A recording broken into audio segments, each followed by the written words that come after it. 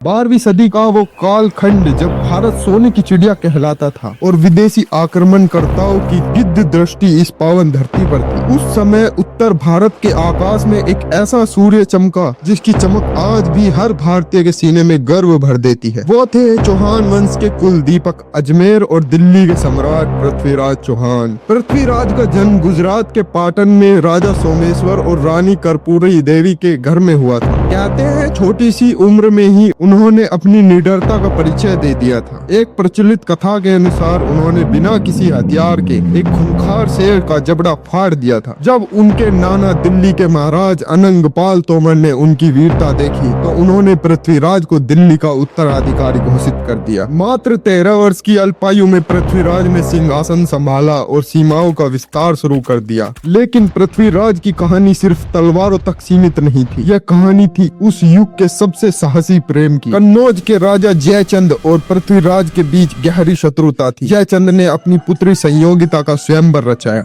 और पृथ्वीराज को नीचा दिखाने के लिए उनकी एक लोहे की मूर्ति द्वारपाल की जगह खड़ी कर दी। लेकिन प्रेम सीमाओं को नहीं मानता। संयोगिता ने उस मूर्ति के गले में वरमाला डाल दी। उसी क्षण पृथ्वीराज भरी सभा में आ पहुँचे और अपनी भावी रानी को सबके सामने उठा ले गए। यह जयचंद के अहंकार पर करारी चोट थी। इसी अपमान की आग में जलकर जयचंद ने वो किया जिससे भारत का इतिहास बदल गया। उसने विदेशी आक्रमणकर्ता मोहम्मद गोरी के साथ हाथ मिला लिया। 1991 ईस्वी तराइन का मैदान। एक तरफ थी मोहम्मद गोरी की विशाल तुर्की सेना और दूसरी तरफ पृथ्वीराज चौहान के वीर राजपूत योद्धा। युद्ध भीषण था। पृथ्वीराज के सेनापति खांडे राव ने गोरी को ऐसा घायल किया कि वह युद्ध का मैदान छोड़कर भागने पर मजबूर हो गए। यहाँ इतिहास ने करवट ली। राजपूत धर्म कहता है भागते हुए शत्रु पर वार मत करो। पृथ्वीराज ने गोरी को बंदी बनाया लेकिन अपनी महानता दिखाते हुए उसे 16 बार जीवन दान देकर छोड़ दिया। काश पृथ्वीराज जानते कि सांप को दूध पिलाने का अंजाम क्या होता है। ठीक 1 साल बाद गोरी फिर लौटा, लेकिन इस बार वह अकेला नहीं था। उसे जयचंद का गुप्त सहयोग प्राप्त था। तराइन का दूसरा युद्ध वीरता का नहीं बल्कि छल का था। गोरी ने रात के अंधेरे में तब हमला किया जब राजपूत सेना आराम कर रही थी। पृथ्वीराज को बंदी बना लिया गया और उन्हें गजनी ले जाया गया। वहाँ उनके साथ जो हुआ उसे सुनकर आज भी रूह कांप जाती है। गोरी ने उनसे अपनी नजर नीची करने के लिए कहा, लेकिन सम्राट ने कहा राजपूत की नजरें सिर्फ मृत्यु के सामने झुकती है। क्रोध में आकर गोरी ने गर्म सलाखों से पृथ्वीराज की दोनों आंखें फाड़ दी। अंधेरी कोठरी में जंजीरों में जकड़े सम्राट के पास केवल उनके मित्र और राजकवि चंद बरदाई थे। चंद बरदाई ने एक योजना बनाई। गोरी के दरबार में एक कला प्रदर्शन रखा गया। आंखों के